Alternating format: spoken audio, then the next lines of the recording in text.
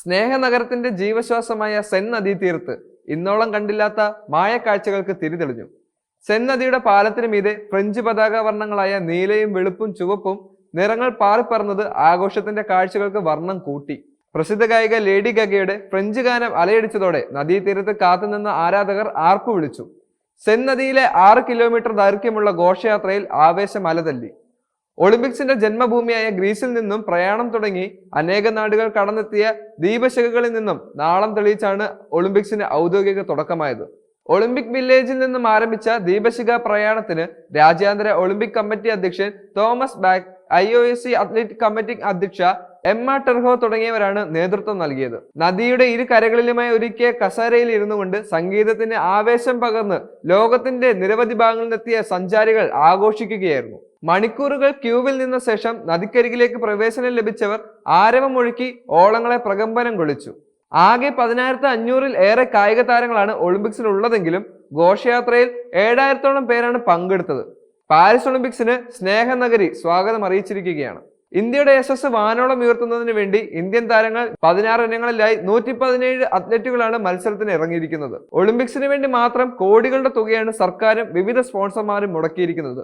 ലോകത്തിലെ ഏറ്റവും വലിയ കായിക വേദിയിൽ ഏറ്റവും മികച്ച പ്രകടനം കാഴ്ചവെക്കുന്നതിന് ഏറ്റവും മികച്ച പരിശ്രമ വേദികൾ ലഭ്യമാക്കുന്നതിനും ഇത് സഹായിച്ചിരുന്നു. നിലവിലെ ജാവലിൻ ത്രോ ചാമ്പ്യൻ നീരജ് ചോപ്രയുടെ പ്രകടനം ഈ വർഷവും ഇന്ത്യയുടെ ദേശീയ ഗാനം ഒളിമ്പിക്സ് വേദിയിൽ ഉയർത്തുന്നതിന് സഹായിക്കും.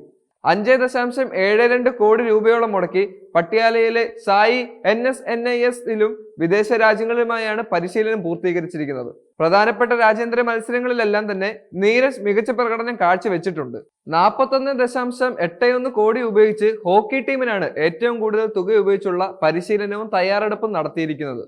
ടോക്കിയോ ഒളിമ്പിക്സിൽ വെങ്കലം നേടിയെടുക്കാൻ സാധിച്ച ഇന്ത്യൻ ടീമിന് ഈ വർഷം അതിലും മികച്ച പ്രകടനം കാഴ്ചവെക്കാൻ സാധിക്കും.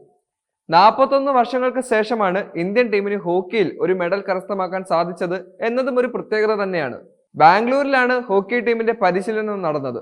മലയാളികളുടെ അഭിമാനം PR ശ്രീജിഷിന്റെ അവസാനത്തെ ഒളിമ്പിക്സ് സ്വർണ്ണ മെഡലോടുകൂടി പടിയിറങ്ങും എന്ന് തീരുമാനിച്ചിരിക്കുകയാണ് ഹോക്കി ടീം. റിയോ ഒളിമ്പിക്സിൽ വെള്ളിയും ടോക്കിയോ ഒളിമ്പിക്സിൽ വെങ്കലവും നേടാൻ സാധിച്ച താരമാണ് PV സിന്ധു. പാരീസ് ഒളിമ്പിക്സിൽ സ്വർണം മേടിക്കുമോ എന്ന് കണ്ടു തന്നെ അറിയണം. സിന്ധുവിന് സ്വർണ്ണത്തിളക്കം തന്നെ ഉണ്ടാകട്ടെ എന്ന് ഓരോ ഇന്ത്യക്കാരും ആഗ്രഹിക്കുന്നുണ്ട്. 3.13 കോടി രൂപ ചെലവാക്കി ബാംഗ്ലൂരിലാണ് സിന്ധുവിന്റെ പരിശീലനം നടന്നത്. ഇന്ത്യ ചരിത്രം സൃഷ്ടിച്ച ഒളിമ്പിക്സ് ആയിരുന്നു ടോക്കിയോയിൽ നടന്നത്. 130 കോടിയോളം ഇന്ത്യൻ ജനതയുടെ അഭിമാനമായി 1 സ്വർണവും 2 വെള്ളിയും 4 വെങ്കലവുമായി 7 മെഡലുകൾ. ഇന്ത്യയുടെ ഒളിമ്പിക്സ് ചരിത്രത്തിൽ ഏറ്റവും വലിയ മെഡൽ നേട്ടം. 49 കിലോഗ്രാം വെയ്റ്റ് ലിഫ്റ്റിംഗിൽ 2 റൗണ്ടുകളിലായി പരിക്കുകളോടെ 202 കിലോഗ്രാം എടുത്തുപൊക്കിയ മീരാഭായ് ചാനു അന്ന് സ്വന്തമാക്കിയത് വെള്ളി മെഡലായിരുന്നു. എന്നാൽ ആ മെഡലിന് സ്വർണത്തേക്കാൾ തിളക്കമുണ്ടായിരുന്നു. ഈ വർഷവും മീരാഭായ് ചാനുവിന് സ്വർണം തന്നെ നേടിയെടുക്കാൻ സാധിക്കട്ടെ. ആദ്യ ഒളിമ്പിക്സിൽ 57 കിലോഗ്രാം വിഭാഗം ഗുസ്തിയിൽ രവികുമാർ നേടിയ വെള്ളി മെഡലും മറക്കാനാവാത്ത ഒന്ന് തന്നെയാണ്.